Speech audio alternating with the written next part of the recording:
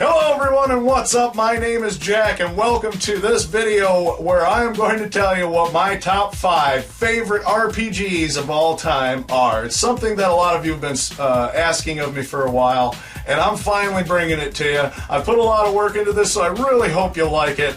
And before I begin, I just wanted to give you some quick criteria since I am ranking these. One, it has to be a favorite game of mine, and I have to have beaten it.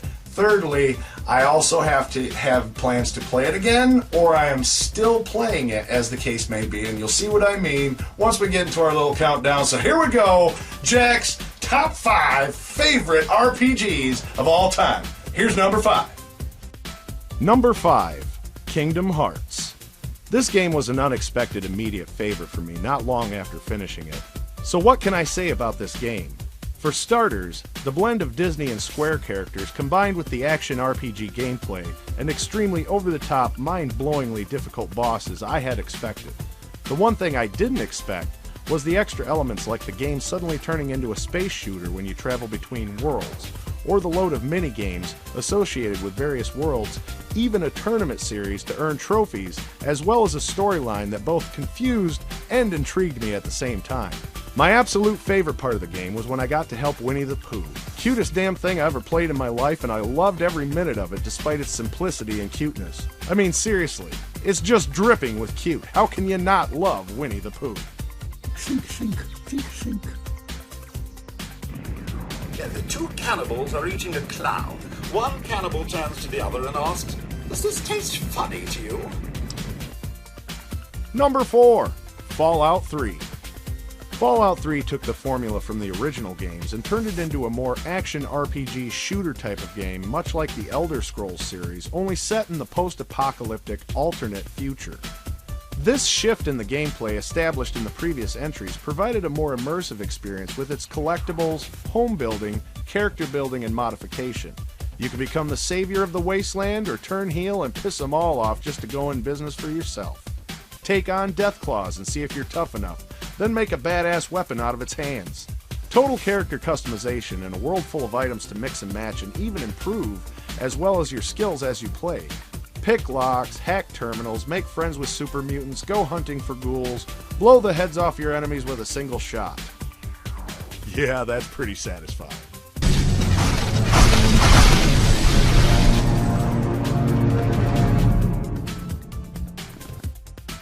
Number 3, Chrono Trigger. Leave it to Square to bring you an incredibly epic story with multiple endings, items, and experiences as you play the game or replay the same experiences over and over.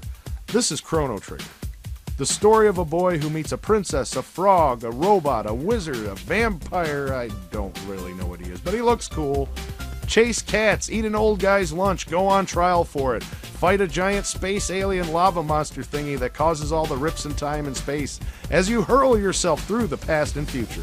This game is like an epic novel with options to change the outcome and overall ending with a certain amount of endings you can get.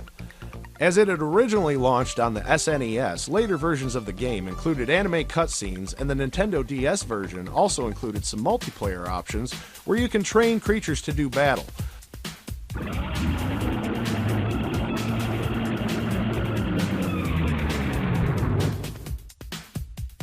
Welcome, brave soul.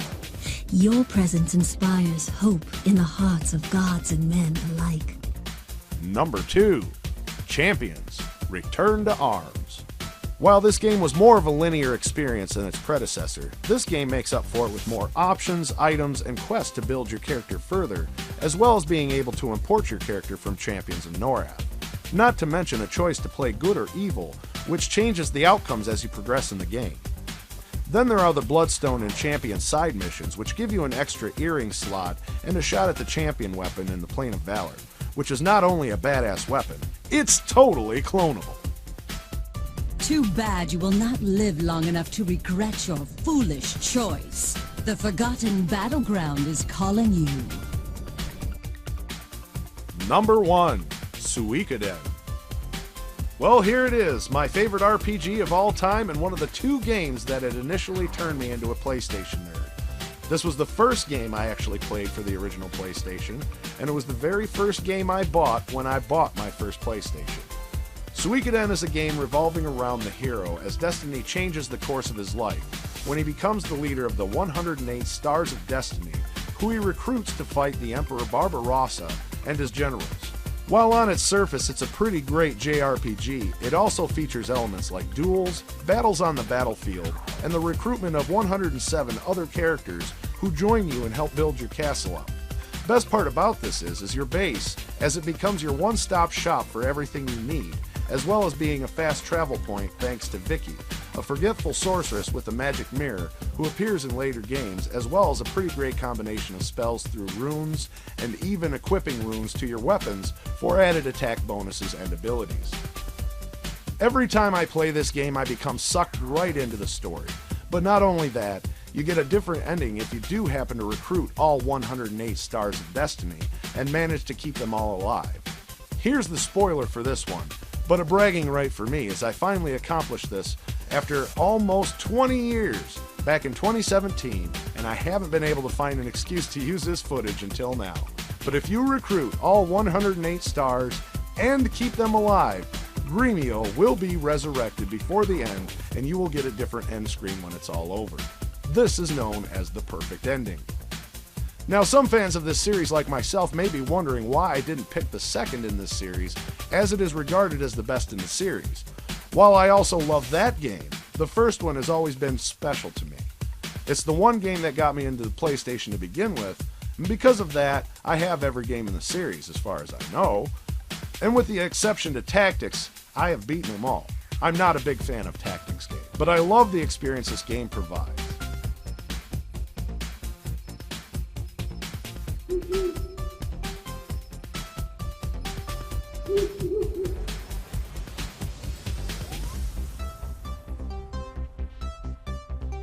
Well, there you have it. That's my top 5 RPGs of all time. What'd you think of my list, and how does it compare to yours? Let me know in the comments.